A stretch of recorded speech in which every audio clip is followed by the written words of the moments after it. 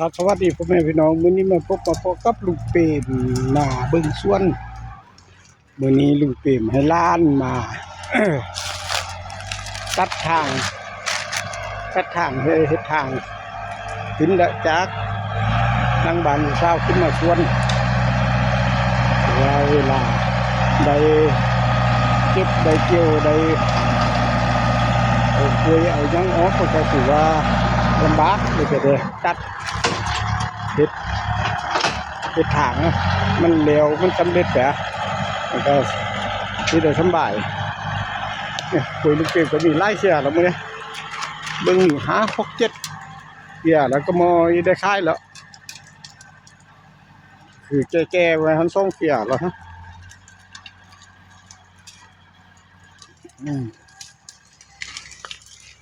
เบิ่งไปนำกันครับคุยกันมีของตาย มีอันยังก็มีตายก็มีก็ต้องได้ซ้อมได้นะโอ้รู้สึกว่าแตกขึ้นก็มีแล้วก็บ่ตายเบิดก็บ่ตายเบิดตัว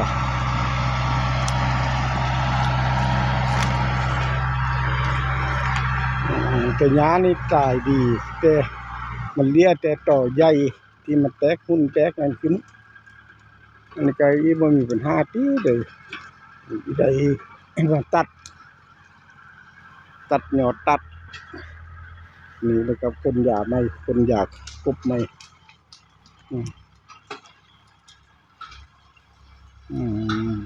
เอาแต่ว่าเอารถคีนหลุดนั่นขึ้นมาลากเชือกปุ๋ยลงไปได้ก็พอ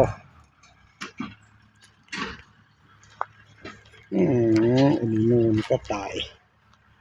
อันนั้นแตกขึ้นเร็วนี่คุ้มแตกขึ้นเร็วมาผสมกับตรงโอนแล้วใบก็ได้ก็บ่ตายเบิดเนี่ยจางเขามาตัด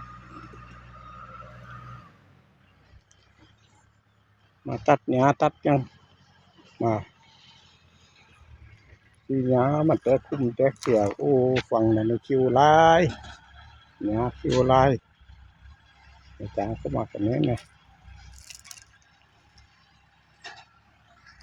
จะดูให้ลงไปพร้อมเอาลงไปพร้อม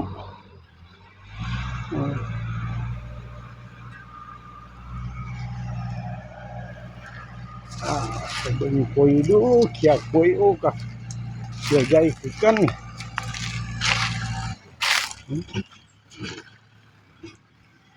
มันจะมีเขียใหญ่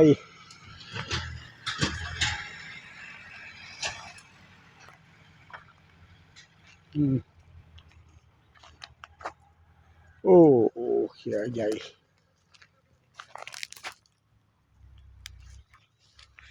นี่เขียใหญ่โอ้เฮ็ดยังไงเนี่ยโอ้มันเป็นเฮ็ดกินเนี่ยโอ้เขียนกระสุดแล้วโอ้เขียยาวจังนี่1 2 3 4โอ้หลายเขียแล้ว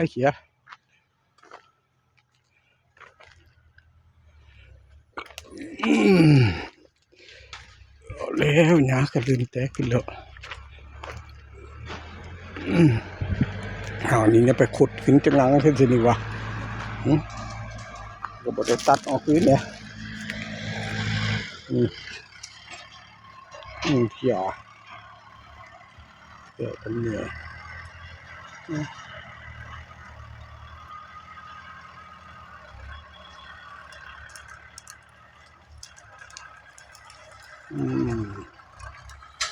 โอ้โหดีแล้วมันบ่หกลายหกแต่หุ่นจะโตไม่ใหญ่มันก็อีตัดง่ายโอ้อุ้ยอย่างนี้ก็มันสุดละโอ้เขียใหญ่ขึ้นกันนะเขียใหญ่ มีเขียใหญ่อยู่นี่จะเขีย1 2 3 4หาเขีย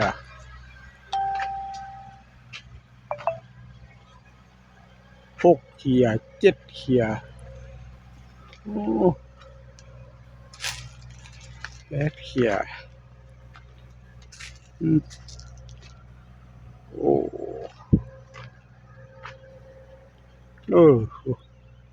นี่เหลือหลายเขียแล้ว1 2 3 4 8 เขีย9 เขีย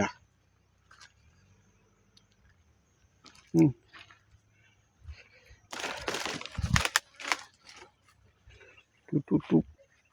อันนี้ก็โต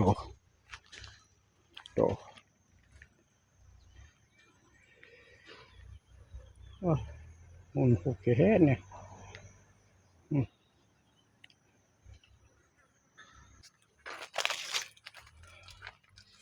โอ้มันแก่ๆแล้วสะดือรุดบุญเลยนะแก่บุญเลยนะคลายได้เลยนะ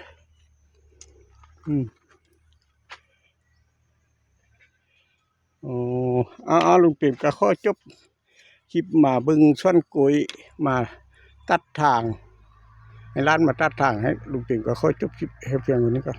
คลิปหน้าพอกับลุงเปี่ยมใหม่แค่นี้ครับสวัสดีครับ